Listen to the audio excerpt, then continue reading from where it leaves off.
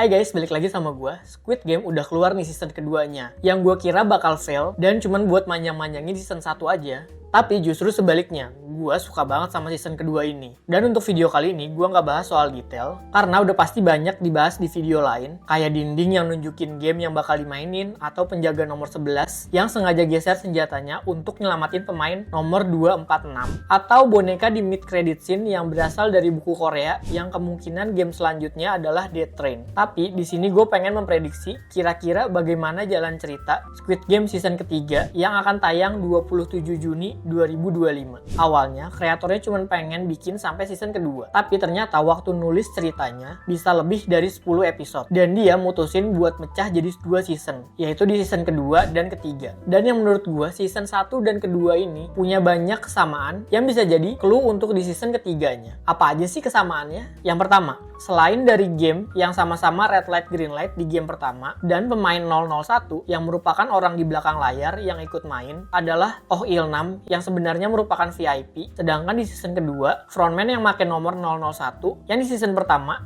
dikenal dengan nama Hwang In-ho, sedangkan di season kedua bernama Oh Yong-il. Balik lagi ke awal episode di season 2, recruiter di Squid Game yang nodong pistol ke Gi-han dengan pistol kosong, dan di season 1 justru kebalikannya. Gi-han yang nodong pistol dengan pistol bohongan. Kemudian berikutnya, ketika di game pertama, pemain nomor 444 yang belum mati ketika ditembak coba diselamatin oleh Gi-han. Dan di sini pemain nomor 120 membantu Gi-han walau akhirnya pemain 444 ditembak mati oleh penjaga nomor 11. Mirip kayak di season 1, Gi-han yang jatuh diselamatin juga sama pemain lain, yaitu Ali, pemain yang berasal dari Pakistan dengan nomor 199. Nggak cuma di situ aja, bahkan ketika pemain nomor 222 yang sedang hamil dikasih susu dan roti.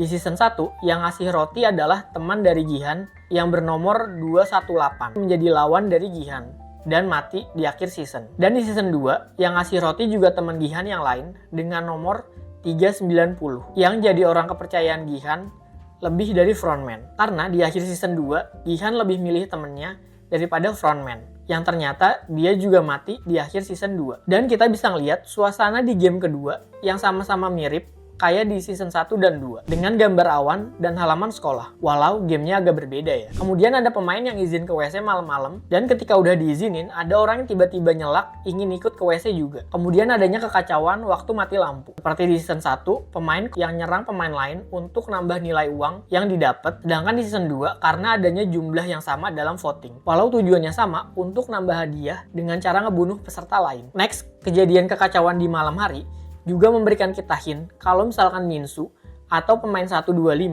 mungkin aja seorang VIP. Dimana ketika di season 1, Ilnam yang ketakutan di tempat tidur ngebuat penjaga ngehentiin kekacauan. Di sini juga Minsu yang awalnya biasa aja mulai takut ketika lihat temennya pemain 380 dibunuh. Atau ada teori lain juga yang bilang kalau 388 adalah VIP. Karena di akhir episode dia yang ketakutan padahal dia adalah seorang marinir. Yang seharusnya jabatan ini gak gampang buat didapetin. Dan arti nama Kang Dae-ho adalah harimau besar. 큰 호랑이 이름 멋있다. Yang kita tahu kalau VIP itu menggunakan topeng hewan. Ditambah ketika ditanya latar belakangnya, 388 yang merupakan anak dari orang kaya. Walaupun kemudian dia mencoba membuat alasan, kalau menurut gua kayaknya nggak ada VIP yang ikut bermain. Karena kita tahu frontman yang udah jadi penyusup dan jadi pemain 001, kayaknya satu penyusup aja udah cukup deh. Justru kalau dibuat jadi 2 penyusup, menurut gue sih kebanyakan ya ini. Oke, next, selain posisi VIP, justru posisi frontman gak kalah menarik buat dibahas. Dan mungkin aja bakal ada pengganti dari frontman yang sekarang.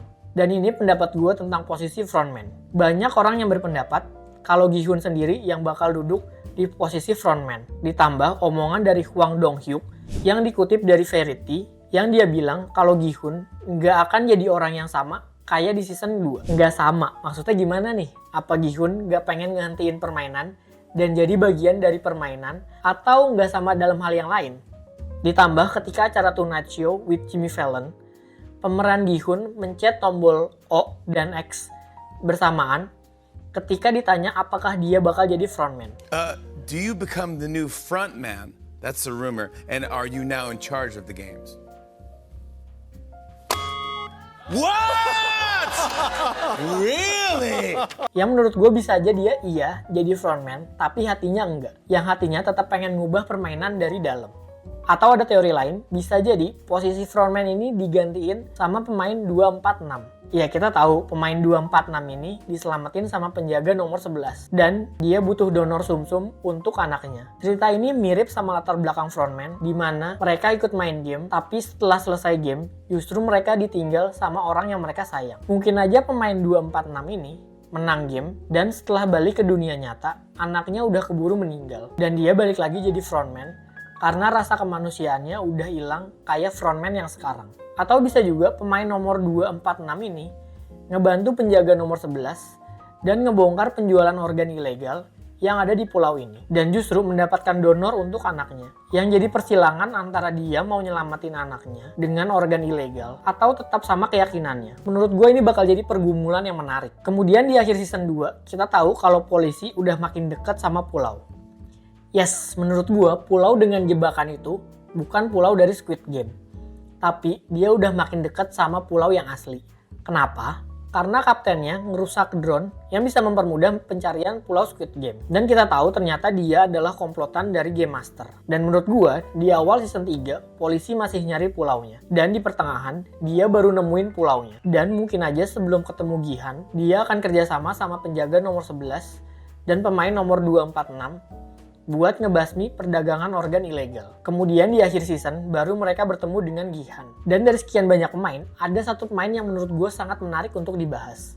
Yaitu pemain nomor 044, atau si Dukun. Dari awal munculnya aja yang tiba-tiba ngeliat Gihan, dan dia juga sempat bilang, kalau Gihan masih ada jiwa-jiwa yang terperangkap di dalam dirinya. Yang bisa jadi, Gihan masih nggak bisa move on dari masa lalunya ketika main Squid Game ini.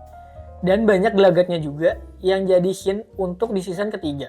Kayak pas permainan di Komedi Puter, dia sempat bilang kalau alasan kenapa Gihan masuk lagi ke game ini karena ditakdirkan untuk satu tujuan. Kemudian pemain nomor 044 ini melihat ke arah pemain 222 yang sedang hamil. Bisa jadi anak dari pemain 222 ini nantinya akan diasuh oleh Gihan. Kayak di season 1, Gihan ngebantu ibu dari temennya dan adik dari pemain nomor 067.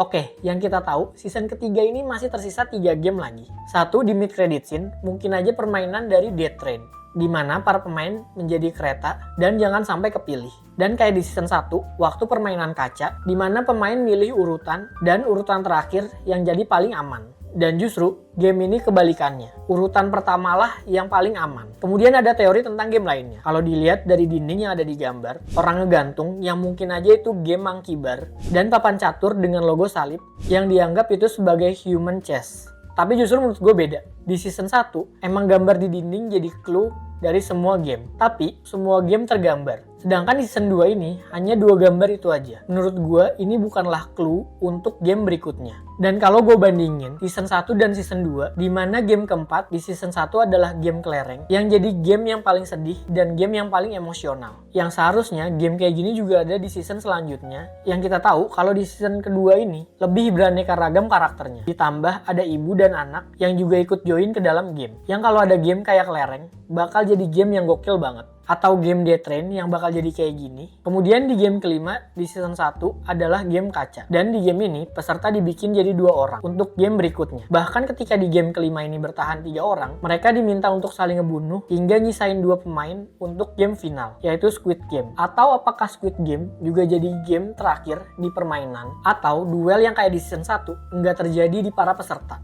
tapi di balik layar, yaitu Gi-hun ngelawan Frontman. Sekarang gimana season ketiga ini akan berakhir? Apakah kayak film Batman Dark Knight, di mana Batman dan Joker yang kalah, sedangkan Gotham yang menang? Sedangkan kalau di series ini, Gi-hun dan Frontman yang kalah, tapi warga Korea yang menang. Dan gak jadi kecanduan lagi sama judi?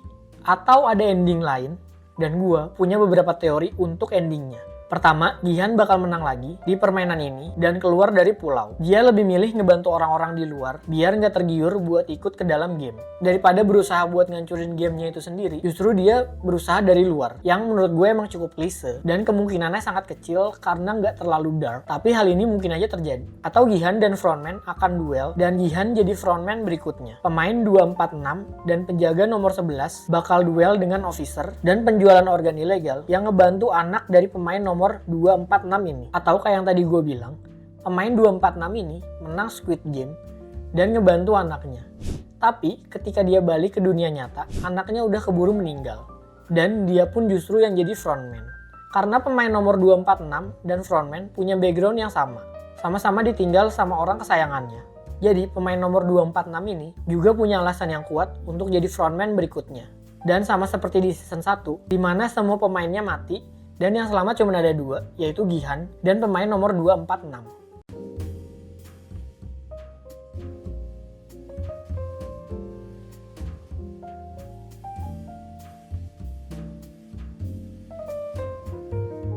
Oke, itu aja prediksi untuk serial Squid Game di season ketiga. Apakah kalian punya pendapat lain untuk series Squid Game season ketiga ini? Tulis jawaban kalian di kolom komentar ya. Let's discuss.